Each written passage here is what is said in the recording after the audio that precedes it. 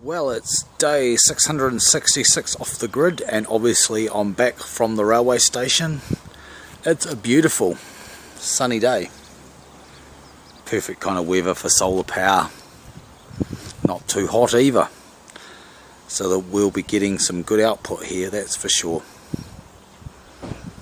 Anyway, one thing I haven't really done before in a video is give a complete overview to my system in one video. I've done lots of videos, on various aspects here and there, quite in depth. I'm going to attempt now to be as quick as possible, without too much ranting about individual this or that, and just try and see if I can do it. I think the first thing I should say about my system is it's really comprised of a number of smaller subsystems. So it's not really one big system, it's actually kind of in a way 2 or 3 little systems put together in a sense, but they do run together. So looking at the solar panels up here, ones on this side of the shed are pretty much the main 12 volt array. The ones coming down on this side of the shed, that's the main 24 volt array. One's down on the lawn, that one's part of the 24 volt array. That's the 12 volt array, and this is actually a 6 volt panel that is joined to the 12 volt array for a boost converter. This panel here is individually connected to the A battery bank, and there's some panels actually up there that are connected specifically to certain banks as well. But in general, there's a 12 volt system, a 24 volt system, and a few separate panels that go individually to certain battery banks. So we'll take a look in the shed. Oh, and the house itself. Same deal up here. The panels on the left are all joined to the main array of the 12 volt bank, as are these angled ones. And the ones on the right, the 2 separate on the right, are part of the 24 volt system. Okay, so we'll look inside the shed.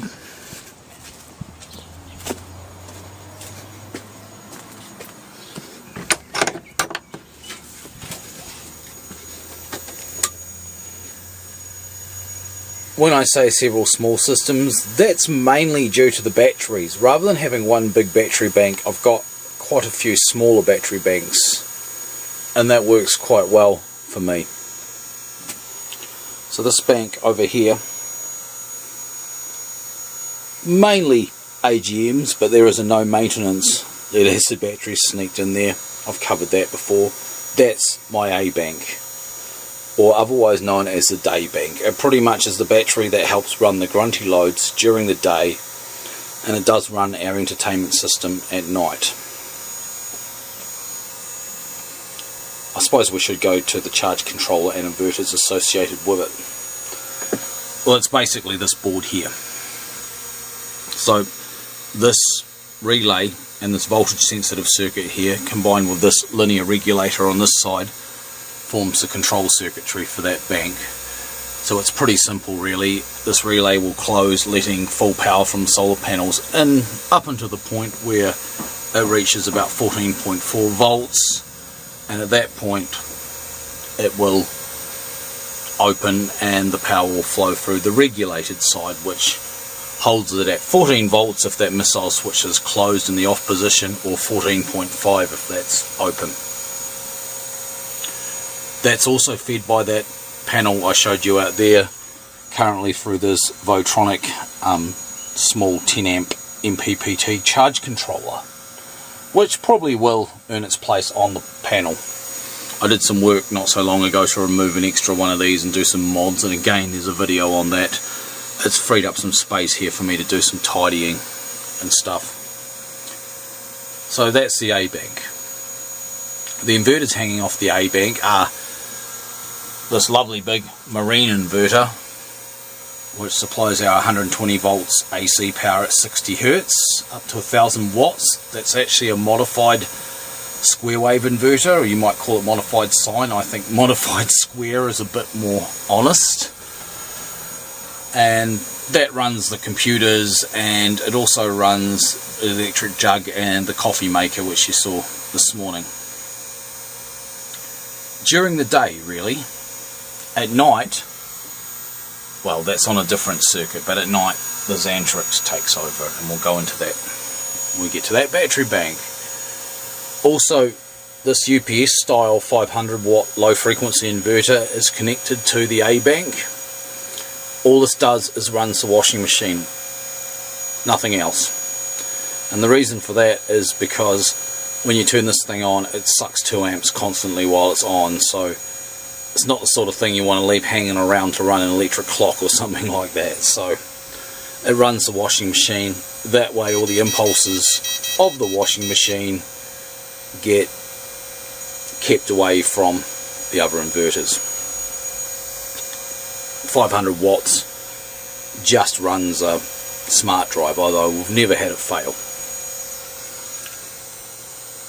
The Latronics inverter here, which is a nice one made in Australia, that's also a low frequency pure sine wave that runs the entertainment setup, the TV and stereo, and it also predominantly runs actually even the lights and the soldering on and everything else in the workshop.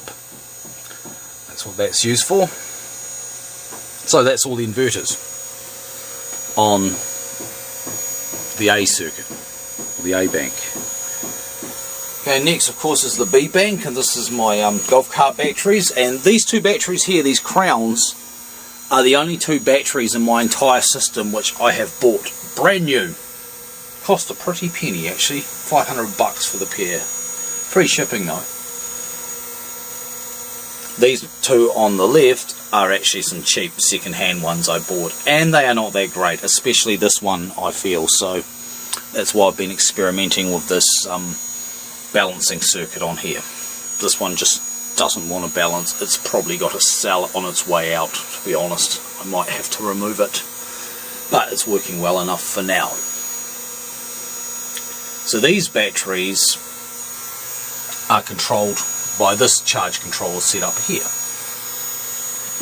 So what you basically got is you've got a Morningstar, and it does have its own panel connected to it, just a little 25 watt panel. Comes in through this brown wire. But it's also got a feed from the main array, which comes through this nasty automotive car audio fuse into this cool device here which I made, which is basically it's like a slave amp for DC. It pretty much senses what the Morningstar's doing and mimics it, but with a lot more current. Works really, really well. It'll follow the PWM pulse, and it'll stay on fully when the Morningstar's on fully, and so on and so forth. So they come down this one here to these batteries. Now there's this diode here which jacks up the ground a little bit, because I like to run these batteries at quite high volts. In fact, I let them get up to 15 most days, but I don't want them to sit there at 15 all day, because otherwise I've got to water them all the time. So this timer at about 12:30 switches on, shorts out the diode, and it returns to its normal operating voltages. So that's basically that. The only inverter connected to them is this one here. It's a 1000 watt modified square wave inverter again, and it controls the lights. That's our lighting inverter, so all the lights in the house run by that one. I've wired this in here so it's remote control, so it gets turned on from inside the house at night when we want it, and we turn it off in the morning.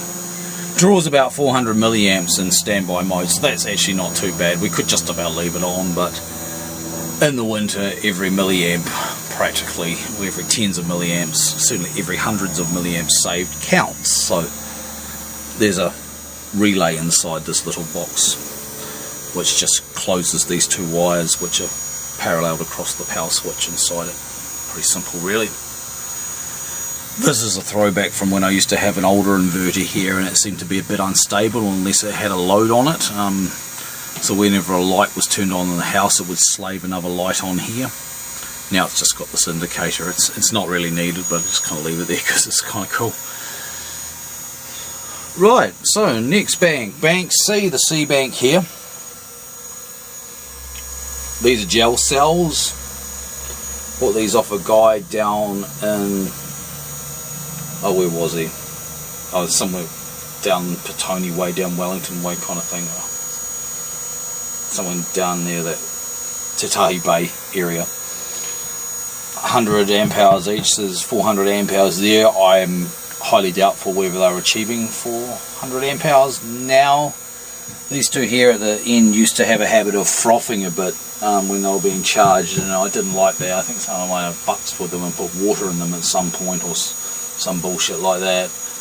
And they were originally controlled by the Morningstar, but I think the voltage was just a bit too high. So I ended up putting them on the Xantrix C12, which is a really nice controller if you want to fiddle, because inside here there's presets and you can adjust every set point to suit what you want. So that's been quite successful. So this controller is effectively fed by a 70 watt panel, which still comes down this yellow clip lead here. Not very efficient, not very good cable gauges, but it works well enough. But these batteries are also fed by this, again, it's a voltage sensitive relay circuit, much the same as on the A bank, so it'll connect the main array directly to these batteries till the voltage reaches a little over 14 volts. Might even be 13.8. I think I tuned it down a bit for these gel cells, and then the relay, this relay here, this lovely old relay, will open, and this will only be charged from the current going through the C12, which is some from the solar panel and some that goes through this bulb here from the main array, so that acts as a resistor to limit the amount of current that can flow. So I don't blow up the charge controller, because it's obviously only a 12 amp model, but once you're getting to the finishing stage of a battery, it doesn't seem to matter too much.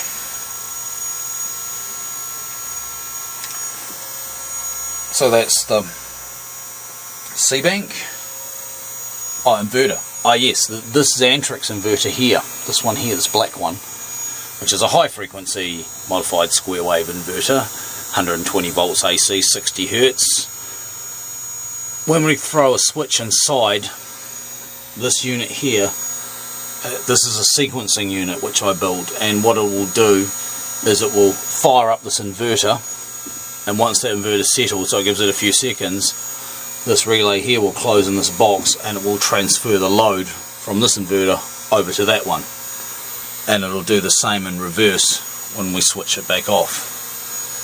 So that inverter is what runs off those batteries. Once upon a time it was the other way around. That inverter was on the L12s and the lighting inverter was on the gels. Okay, and then we get to battery bank. I guess it's D now, because it's in this shed. I do have another battery bank that used to be called battery bank D, but I guess we'll call this battery bank D because it's in here. Makes sense, really.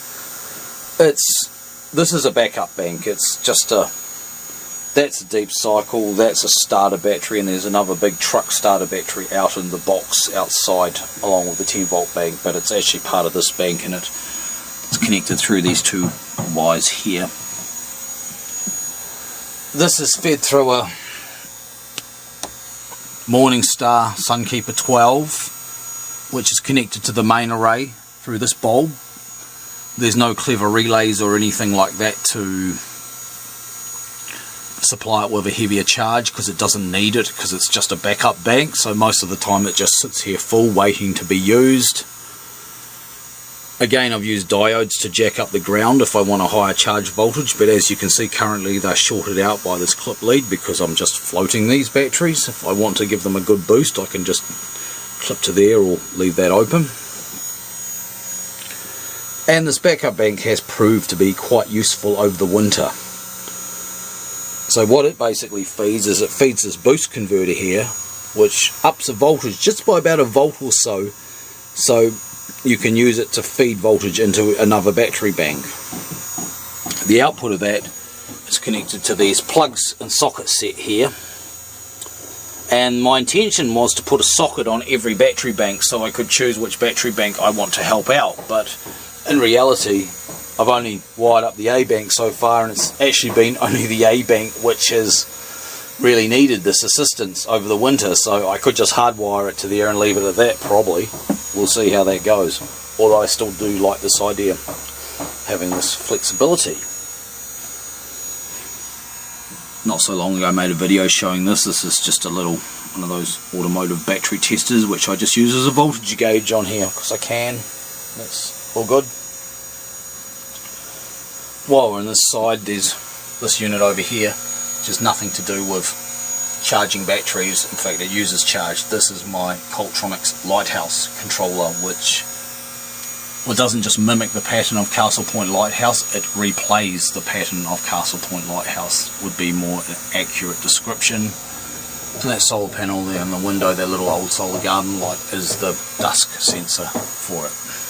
I won't go into that, except to say that it's running from this little SLA battery here, which is being charged through this dropper diode, through this bulb resistor, which you can see is glowing a wee bit. It's charging up, just keeps it topped up without overcharging it. I haven't checked on that for ages, as you can see by the cobwebs. Well, overviews do take some time, and I haven't gone into stuff too much, which is good. So we've got one final battery bank in here. And this is the 24 volt bank, the main 24 volt bank, which, as you can see, it's quite a mongrel bank indeed. We've got some 70 amp hour AGMs here. We've got a couple of 150 amp hour gels. I think they're 150, maybe 100, I don't know. These ones are 50 amp hour gels, and back here we've got a 50 amp hour gel and a small starter battery, because the gel that was with it, that one there, went fut. Now I want to say something about the wiring. I know it's really messy, so it's really hard to see it, but the way these battery banks are wired is, rather than, you know, series pair, series pair, series pair, series pair and all parallel, what we've actually got is two massively parallel pairs in series. And I've got to tell you, especially when you're using odd matched or old batteries, that kicks ass. I measured these batteries last night, and the two 12 volt sections were completely in balance while it was running that freezer. So I was pretty happy about that. I know I've had some comments on, oh, do you think you might need to have heavier gauge cables? No, these are all right. A cable like this, sort of a 10mm cable here, is rated for 100 amps, so, you know, we're in safety margins there. I know it's nicer to have thicker cables, but these work. But the point is, though, is that I only ever draw a constant current of 5 to 10 amps from these batteries. They're never called on to supply much more than that, apart from the impulse start currents of fridges and freezers, which of course only exist for a moment in time. And you might have heard that inverter, which is this inverter here, bleating. Sometimes its voltage goes low on the starting of a fridge, but our freezer as fridge in the kitchen is a cunt of a fridge to start. I'm amazed that this inverter does it and has kept doing it. So this is the inverter on this bank, and as you can see, it's the worst brand in the world. It's actually a power jack. A power jack, yeah, a power jack, 1500 watt high frequency sine wave inverter. The induction motors and fridges just do not like modified square waves whatsoever. So yeah, that does a job. Only just, but it does. And this thing's been left on. This stays on continuously. This inverter does also supply a few other loads in the house, like tiny little baby loads that are left on all the time. It's been running continuously for several years now. I must have been lucky and got a good one. You know, the next one in the line might have had some faults. I don't know. Touch wood, touch wood, because I mean, it's quite an important part of the system, really. Although I do have a backup. Unfortunately, it's not pure sine, but it would do until I got another one. So this board here is the charge control circuitry for this, and this is probably one of my most proudest achievements really in here, because this does some really clever stuff. I think for a start, I'm using a 10 amp Stecker charge controller to control like over 20 amps, and I'm doing it through this extension circuit here. But this does some really clever things, because during the off pulses, when it's PWMing, like you can see it doing now, it will actually divert the solar panel power through a cable to my other shed. More about that shortly. And I've made an extensive video on that, so I'm not going to go on and on about it. The solar panels come in here on these terminals. Got a 30 amp automotive fuse, which usually gets fairly warm. That really needs to be upgraded. Yeah, and comes down these cables here to charge the batteries. There's a couple of other things involved with this. There's this C-Tech DC charger, DC to DC charger. There's also a wire that comes from the other shed which feeds into this, so if I want to shovel some charge from the B shed 24 volt system over to here at any stage, which I do a bit in the winter, although not as much now I've got the new 10 volt bank operating, I can just flick a switch over there. Well, actually using that timer switch now, using the timer, and set, I will have an hour of charging, or 2 hours, I think it's the maximum, and that's what I use. So this is of course a 3-stage charger, and it's really good and worth a mint, but I got this one cheap. And here's a couple of mains chargers which I use on the generator. These are both 24 volt ones. This is one I use more now. This will deliver 10 amps. That one will do 7. The generator I'm currently running cannot run them both together, although the older generator could. Whether both will stay in here now or not, I'm not sure. We'll see what happens next winter with all that stuff. I think we can make some improvements there. That's the boost converter for that 6 volt panel out on the lawn. It just steps it up to about, suitable to feed into a 12 volt system. And this boost converter here is what comes from the 10 volt battery bank through this cable here, and it steps it up to be able to be fed through this brown wire here into the 24 volt system. Okay, so I've covered that. That's good. There's some cables. There's a spare one of these silly desulfator units. Like I said many times, the jury's out on whether they're effective or not, but they're kind of a fun thing to have. You can use them as a voltmeter if you're desperate, because they'll show voltage for about the first 5 seconds when you connect them on. And there's my lights, LED light, the one I bought in Hastings, which actually failed. Yeah, it's working now. It's flickering because of the PWMing that's going on in here, but it actually failed. But I found that if I reduced the current into it, it would work, because it would flash. I mean, this is flickering, but it would actually flash on and off because something happened to one of the LEDs in there.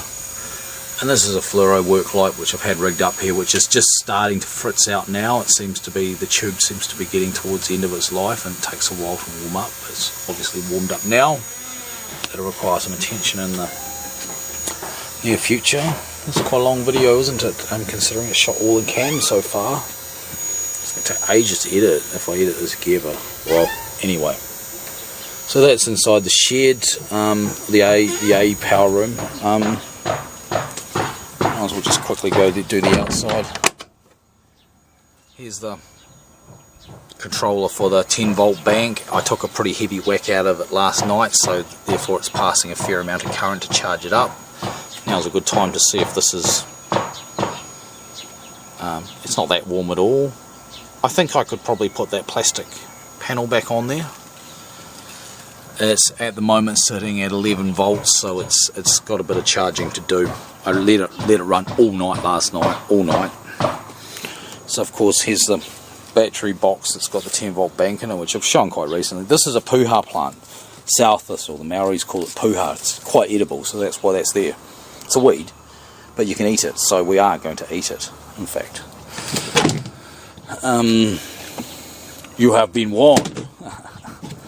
Anyway, inside the box, not too long in here, there's that tractor battery or truck battery or whatever that I scunged from the garage, which is part of that backup bank, battery bank D, and all these other batteries are part of the 10 volt battery bank system, which, like I say, called upon it heavily last night, and it proved its worth. Right.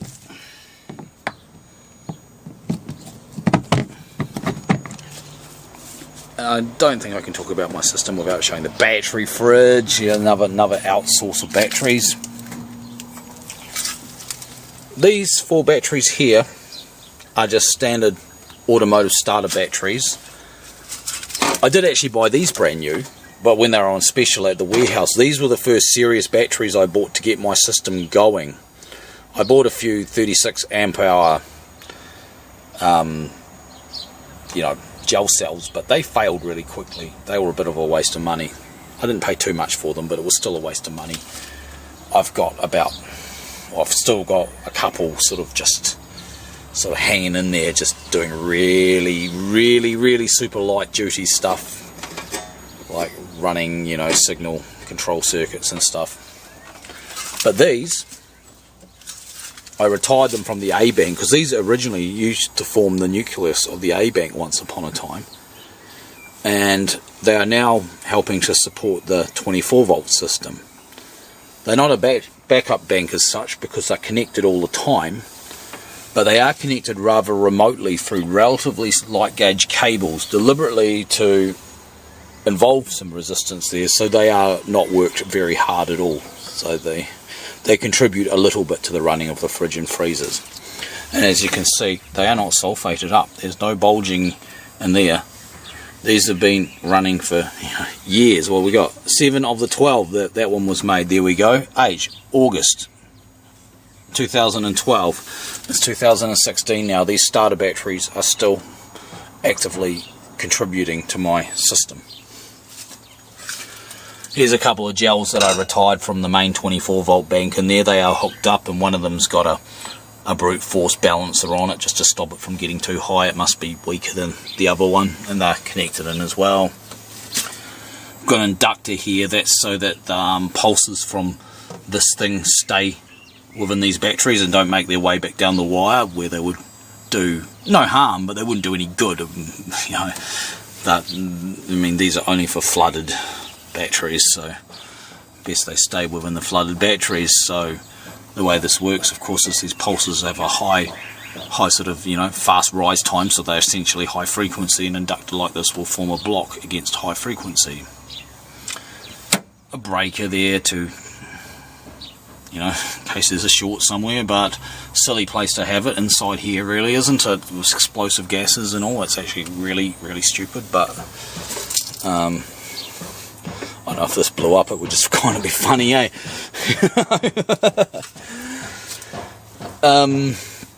But I don't think it will, and I'll show you why. In fact, it's unlikely to ever blow, because I have a little extractor fan here.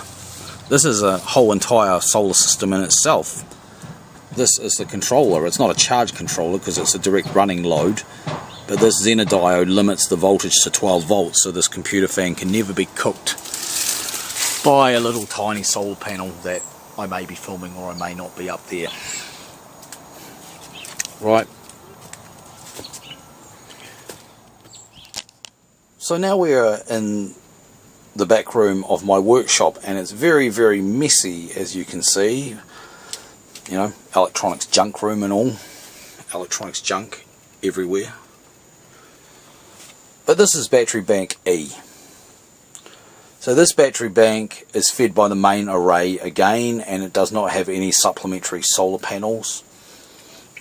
It's controlled by this sticker here with this MOSFET based boost circuit, and I'm using N-channel MOSFETs to switch in the positive line, so I'm switching high. This is an isolation diode I made up. That's a CPU heatsink, I think.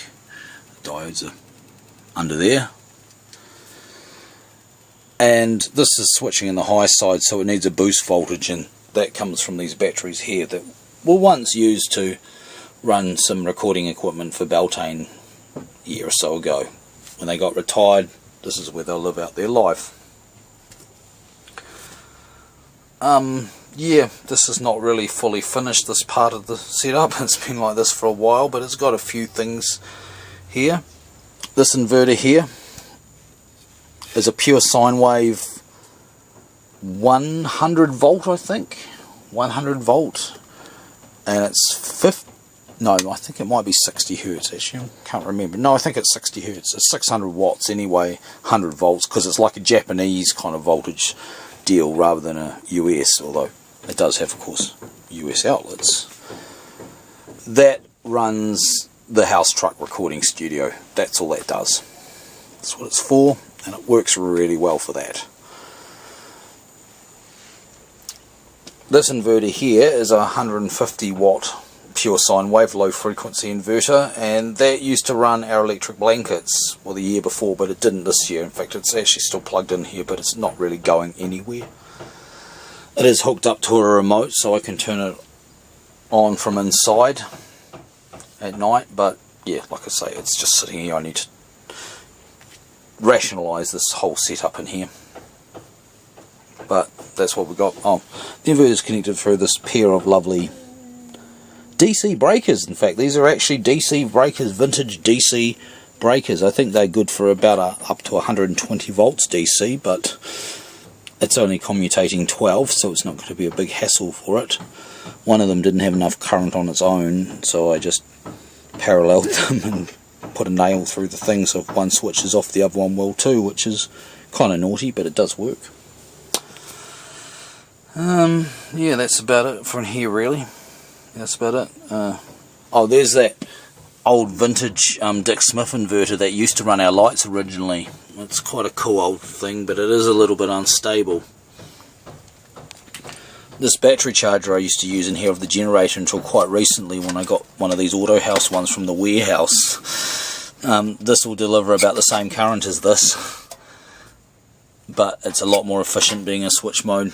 This being an iron core, there's a constant current resistor in there, there's selenium rectifiers and stuff, and all that adds up to is like, so you know, or 100 watts from the mains in order to put in 40 watts of charge, kind of thing, kind of deal. When I say mains, of course I mean generator, because we don't have the mains, because we're 100% off grid and have been for 666 days. So that's about it here. We'll go into the bee shed now, and they'll just about wrap it up, and I'll have to because I'm just about out of film. So here's the bee shed. This has got a solar panel array on the roof, around about 130 watts. No, it'd be 260 watts. It's 130 watts times 2, basically 24 volt system, except it's quite special because rather than being a single 24 volt system, it's actually two 12 volt systems connected together. And it wasn't always that way, but I made it that way because, of course, naturally this is the ultimate in balancing your batteries. And I've always had a bit of a hodgepodge of various batteries on this bank, and I've always had a bit of trouble with them, so I wanted the most solid way to balance these batteries I could, so that's why I went for that. And at the moment we've got a bit of a mongrelized setup here. We've got a, what was that, 150 amp hour AGM and a 100 amp hour AGM, and I think that's another 100, and that's 130 amp hour flooded there, of all things. Yes, that was a bit of a emergency thing. But this shed in here, well, they run this 2500 watt modified square inverter, and this runs like the toaster and the toaster oven, you know, heavy current things that aren't on for too long but do draw heavy current. And these batteries also run an Anderson connector outside, so I can run the electric sheep of 24 volts DC. So that's pretty much it. That's the timer which controls this relay, which sends charge over to the other shed when I want to. This is the charge controller, which controls the charge coming back from that shed from the solar panels so that they don't overcharge these batteries. That's the relay part of it, and controls this relay here. That's the linear part of it, which gives it, you know, a sort of a tapered charge, a fixed voltage charge, so it can't go too far over. But this charge controller here's components cannot provide a finishing charge to the battery. They're not meant to. They're meant to just help with the bulk charging, so it's finished off by its own system over here. So 2N3055 power transistors being used as high power diodes, because I couldn't get any high power diodes at the time, but I had these. They work really well for 12 volts. If you go over 12 volts you start getting leakage. They don't work very well as diodes, but for a 12 volt system they work fine. And of course this is two 12 volt systems, but it's really a 24 volt system. Here's a battery charger I kind of made up from an old thing with a charge controller and a headlight bulb in it as a ballast. I like using bulbs as ballast in case you haven't noticed.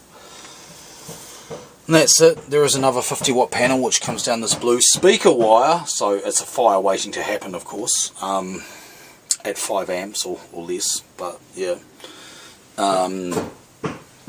Down to this charge controller here, which at the moment is just running this blue battery here which runs the ding-dongs. So there we go, that's the B shed. Okay, this is just a quick inserted section because I didn't actually film the solar panels on the B shed on day 666. So we're the next day now. The weather's not so good today, but here we go. Here's the panels.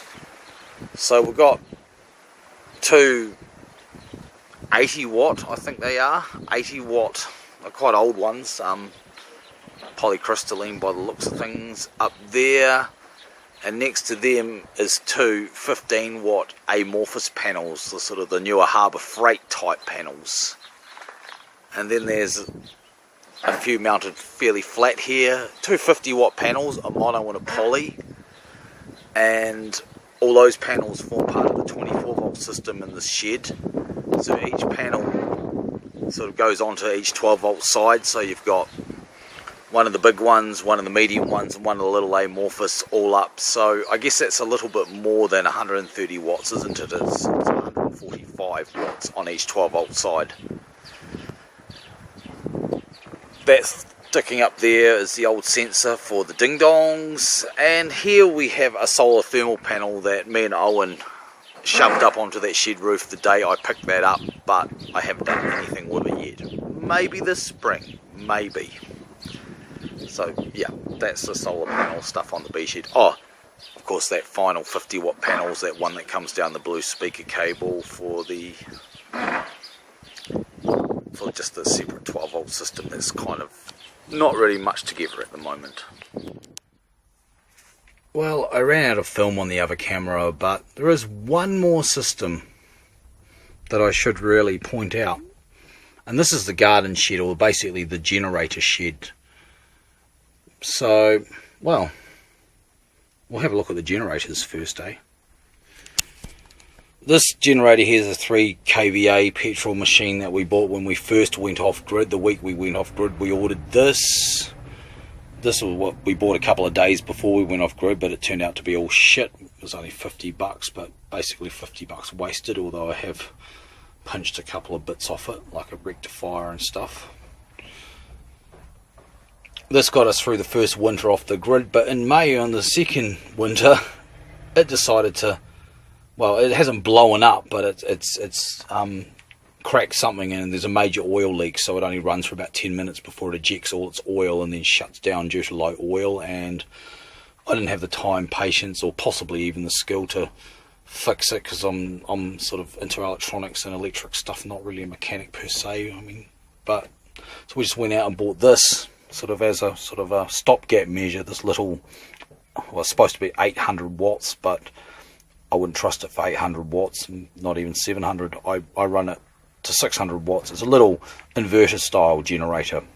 600 watts got us through pretty much the winter. Yeah, you can do it. It wasn't easy because you've got to run it for long hours to get the batteries charged, but I think it was good for the batteries, because charging the batteries up slowly over a longer period seems to be nice. And of course you can divert some of that load from the batteries or from the solar system altogether to the generator for a longer period. So I think a lot of our winter computing was coming directly off this machine.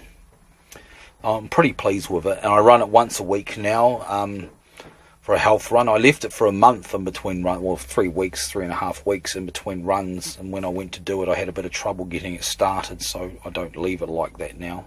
All the petrol had evaporated out of the bulb and stuff. Here's the Beast lawnmower, which I don't use anymore because I don't have a generator big enough to run it. It won't run from this, and I dare not connect it to an inverter just in case I stall it and pop an inverter. It's not going near an inverter, but we've got the electric sheep now anyway. So I made up this board. This is an old board that came from Mavtech, and it's just got a kilowatt hour meter, which this is the only record keeping I really do on my system. I've got a book here,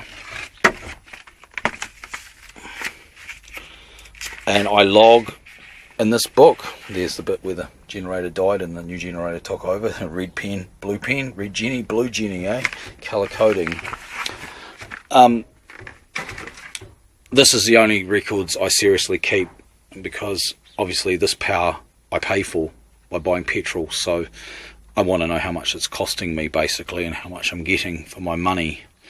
So this logs the power being made by the generator, or being used, that's being made by the generator. And this is an hour meter, which is a cool funky old hour meter, which logs the hours that the generator's been running, so you can schedule your oil checks and changes and stuff.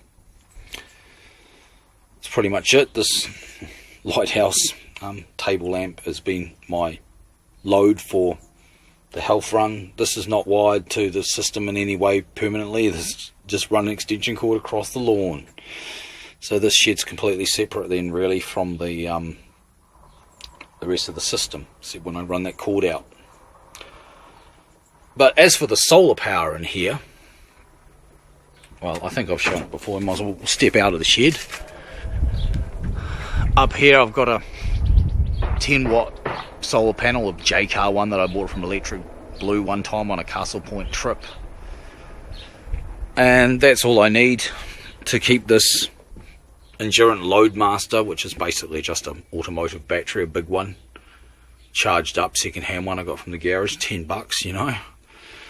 And of course we use the PWM5 that Julian Eilert created, and it does a stellar job. I'm still pleased with this. I don't touch the system at all. About a month or two ago I opened the battery up, checked the water levels, and they were fine. So it's pretty much zero maintenance. The display gives me a voltage reading, which is really nice. See if you can figure out what the voltage of my battery is at the moment. Here it comes.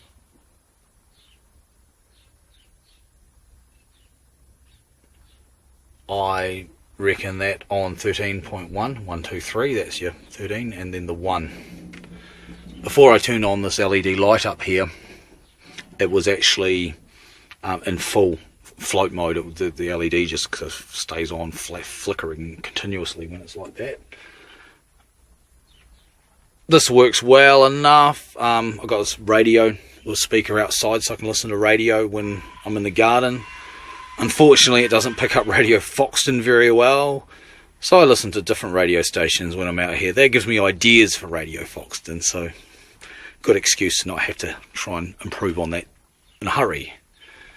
This is a trouble lamp. I'm not too impressed with this. If you can see, there's actually a line of LEDs that are out. These lines are just series connected LEDs, or I don't know, in groups or whatever it is, but there's a whole line out that sometimes flash on and off. It's really disturbing when you're putting petrol back in the generator and that starts flashing. So I've got to do something about that lamp. It's not very adequate, but it was good though having a lamp in here over the winter. Well, the winter before, I had to come out here in my head torch and do work on the generator, so it's really good having a permanent lamp. And the system's grunty enough if I occasionally forget to turn the lamp off for a day or two, it doesn't completely kill everything, so that's not too bad. Maybe I should put a timer on it. We'll see. This little inverter here I had connected to the battery for our last barbecue and just ran an extension cord out to the barbecue area over the other side, and we had our lights from this battery, and that was totally fine. So I think that really covers. That's an overview. It's a bit longer than what I thought, but I don't think I rambled too much off subject onto, ever decreasing circles into little details, so I think that's all good.